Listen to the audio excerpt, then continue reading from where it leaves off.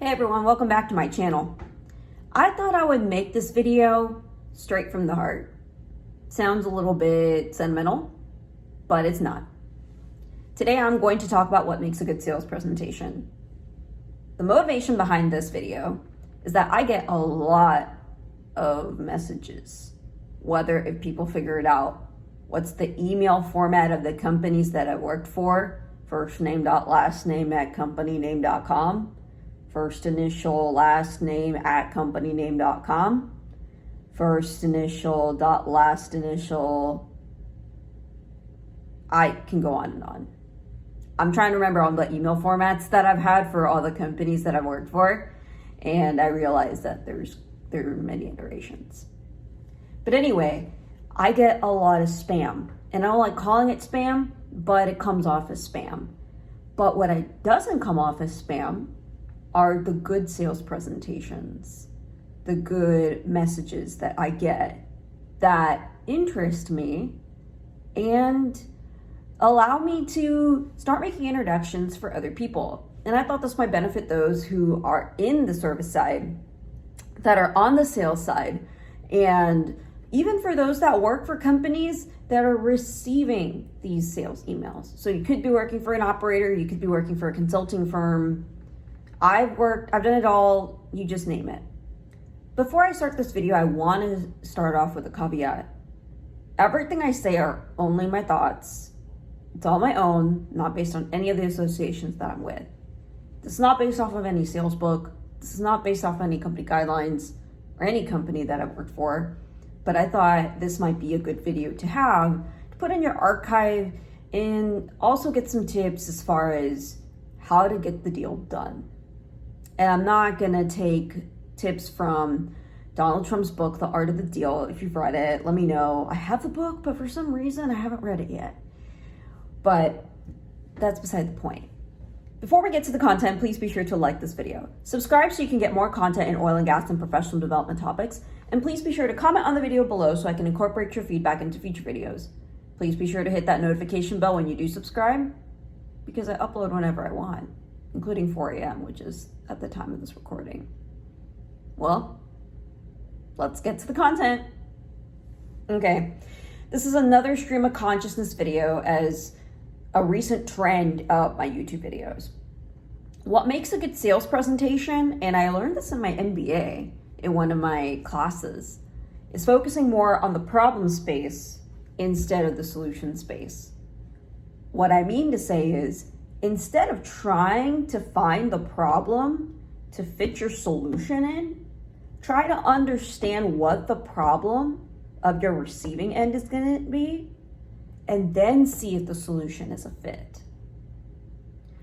Oftentimes, I find that when people reach out to me, they come straight off the bat, coming in hot with all the solutions that they can provide, without even asking me what the hell I'm worried about.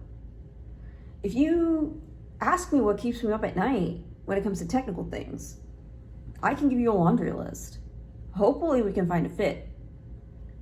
At y'all's defense, I understand that there's certain solutions that, there's two things actually.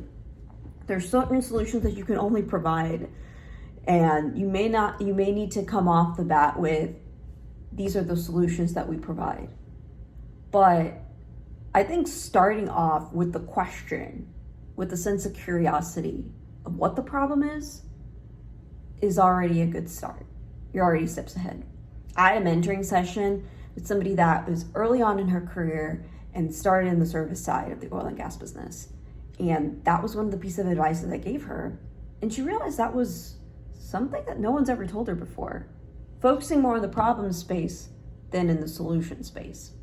Now, the second thing, in y'all's defense, that I just thought about as far as thinking about the problem and solution space, so sometimes you may not know what the problems are and you're fit to the solutions that you're able to provide.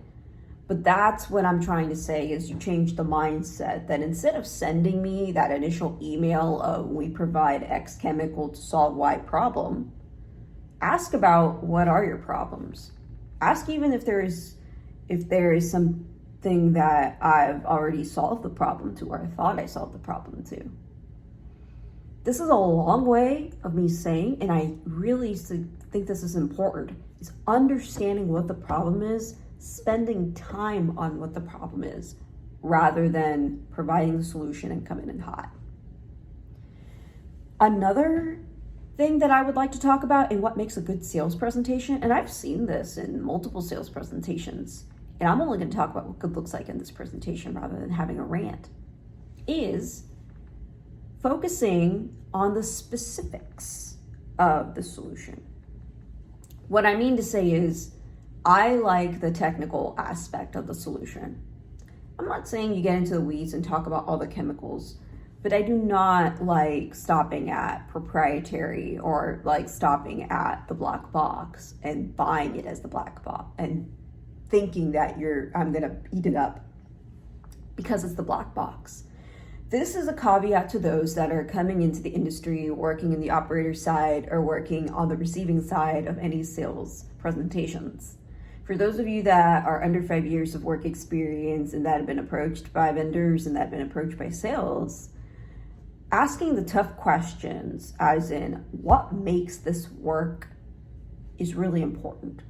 So I really suggest that you probe on the specifics.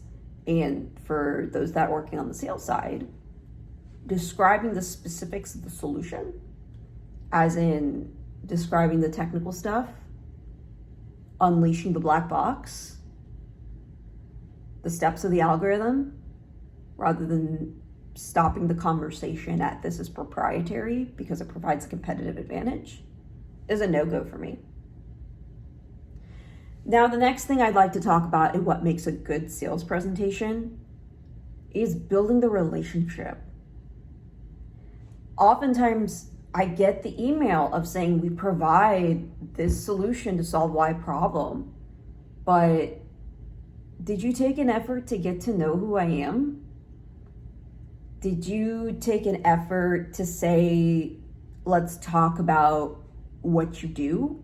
Let's go for a coffee or lunch. I'm more receptive to accepting a coffee or a lunch and talk about what I do, because a lot of people like to talk about what they do, not just me, rather than hear another sales presentation straight off the bat and make the meeting as transactional as possible.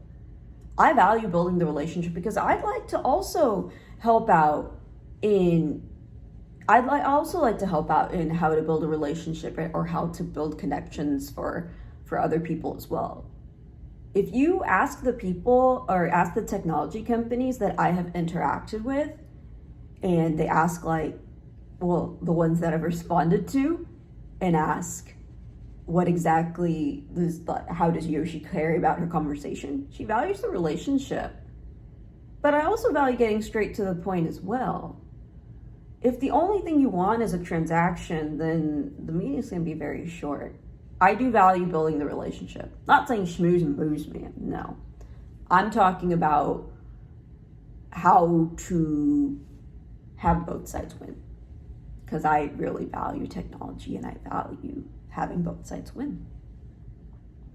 Another thing I can think of about what makes a good sales presentation or what makes a good business deal is really getting, and I already talked about this, but it's getting to the point. What exactly is the business trying to achieve? I get really put off when companies are trying to provide all the products, all the product lines, and it's like a shot in the dark. I understand you're going to show the breadth and eventually get to the depth part, but that's a strategy that overwhelms me because I don't know where to start. I think if a sales presentation starts on the bread and butter of what the niche is, on what the primary solution is going to be, I think that makes a really effective sales presentation. And I'm more willing to listen to something that's specific, even if it may not even be a fit for my company, or even may not be for the fit for the role that I'm in. And that might be just unique to me because I like making connections with people, or for people that I think have that problem and that solution might be a fit. Another thing that makes for a good sales presentation is if there's a track record. And I know this is difficult. And this really depends on who you talk to, because there's a diffusion of innovation curve where you have your early adopters, then you have your late adopters. And I'm not saying I'm going to be the first person that's going to try something. But if you have a track record in terms of having your product work, and the track record is a practical application, not just a lab study, then I would say that would make a good sales presentation, and that adds a lot of confidence, credibility, gravitas to what you got to show.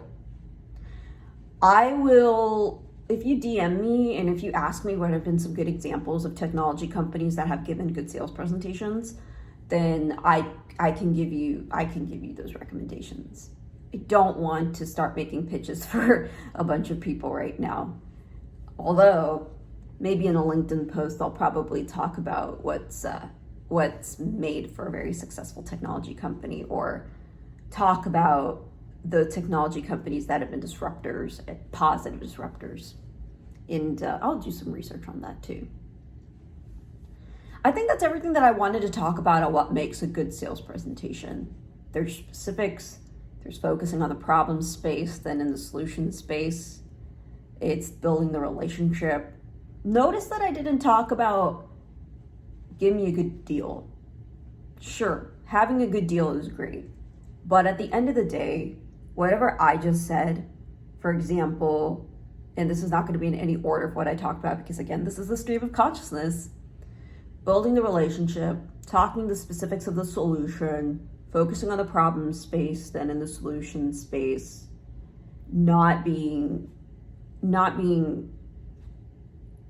reluctant to talk about the black box or the algorithm. I'm not saying like share the IP or share the trade secret, but